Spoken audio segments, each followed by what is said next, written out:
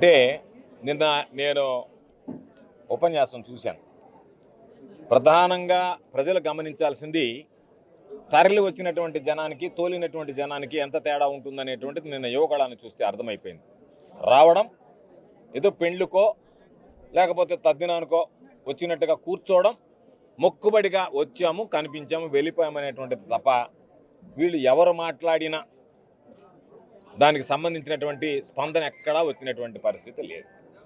మనందరం చూసినటువంటి విషయం. పోతే చంద్రబాబు నాయుడు మాట్లాడడం కానీ, పవన్ కళ్యాణ్ మాట్లాడడం కానీ, లోకేష్ మాట్లాడడం కానీ, ఆ పిల్లవాడికి మాట్లాడడం చేత కాదు. పెద్దగా లోకేష్ని గురించి పట్టించుకోవాల్సినటువంటి అవసరం లేదు. ఎందుకంటే ఆ పిల్లవాడికి పాపం ఏమీ తెలియనటువంటి వాడు. పిల్లవాడు ఎక్కడికి మాట్లాడాడో, ఎక్కడ ప్రారంభించాడో, ఎక్కడికి వెళ్ళాడో, ఎక్కడికి ఎండయ్యాడో కూడా తెలియనటువంటి పరిస్థితి. రకరకాలుగా మాట్లాడాడు. సరే, చంద్రబాబుని గురించి పెద్దగా పట్టించుకోబడలేదు. అల్జీమర్స్ ఉన్నాయి, చంద్రబాబుకి ఇబ్బంది. అందుకని చంద్రబాబు నాయుడు మైక్ పట్టుకోలేడు. మైకేల్ జాక్సన్ లాగా మెడకు ఒకటి తగిలించుకొని వచ్చి ఆమెను కాగితాలు తుప్పుకుంటా చూసుకుంటా వాటిలో చెప్పిందే చెప్తా, రకరకాలుగా సపోర్ట్లు కొట్టండి, చేతులు ఎత్తండి, ఇదే పనిలో ఉన్నాడు. మూడో వ్యక్తి పవన్ కళ్యాణ్. పాపం పవన్ కళ్యాణ్ చూస్తే జనసేన పార్టీకి సంబంధించినటువంటి కార్యకర్తలను చూసి జాలి వేసేటువంటి పరిస్థితి.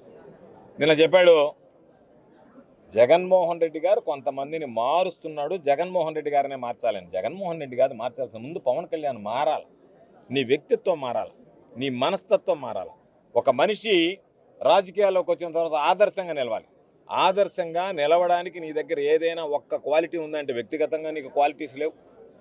నీ మనస్తత్వాన్ని గురించి, నీకు జరిగినటువంటి నీ కుటుంబ నేపథ్యాన్ని గురించి చిన్నపిల్లవాడు కూడా ఈరోజు కథలుగా మాట్లాడుకునేటువంటి పరిస్థితి. కాబట్టి ఒక ఉన్నతమైనటువంటి వ్యక్తిత్వం లేనటువంటి వాడు, ఉన్నతమైనటువంటి మనస్తత్వం లేనటువంటి వాడు, ఎంతోమంది పాపం కార్యకర్తలు, యువకులు ఈరోజు జనసేనకు సంబంధించి ఎక్కడ కనపడ్డా సీఎం సీఎం సీఎం అంటే ఆ సీఎం సీటుని తీసుకెళ్లి చంద్రబాబు నాయుడు దగ్గర ప్యాకేజీకి తాకట్టు పెట్టినటువంటి వ్యక్తి ఈరోజు జగన్మోహన్ రెడ్డి గారి గురించి, వైఎస్ఆర్ కాంగ్రెస్ పార్టీని గురించి మాట్లాడితే ప్రజలు ఎవరు కూడా ఈరోజు దాన్ని పెద్దగా ఆహ్వానించేటువంటి పరిస్థితులు లేవు.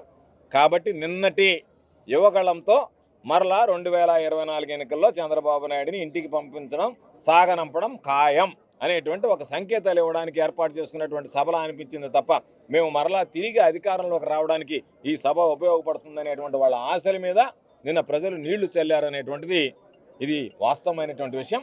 కాబట్టి వీళ్ళందరూ కలిసి వచ్చిన ఉమ్మడి మేనిఫెస్టో అన్న ఈరోజు ప్రజల్లో ఉండేటువంటి చర్చ, ఈరోజు నేను ముఖ్యమంత్రి కావాలని ఆలోచన చేసినటువంటి వ్యక్తి చంద్రబాబు నాయుడికి అమ్ముడుపోయాడు.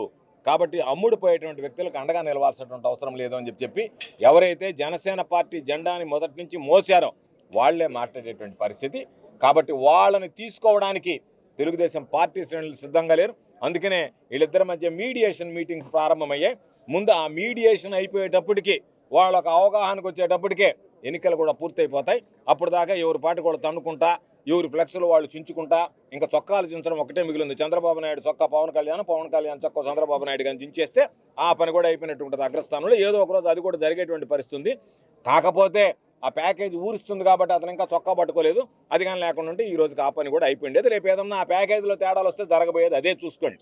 ఈరోజు కార్యకర్తలు పట్టుకుంటున్నారు, రేపు నాయకులు ఇద్దరు కూడా చివరికసారి పట్టుకొని నువ్వు ఇవ్వాల్సింది ఇవ్వలేదని చెప్పి అతను మోసం చేస్తున్న అతను రకరకాలైనటువంటివి ఉన్నాయి. కాబట్టి తెలుగుదేశం జనసేన కలయిక అనేటువంటిది వైఎస్ఆర్ కాంగ్రెస్ పార్టీకి లాభిస్తుందే తప్ప ఎట్టి పరిస్థితుల్లో కూడా నష్టం ఉండదు.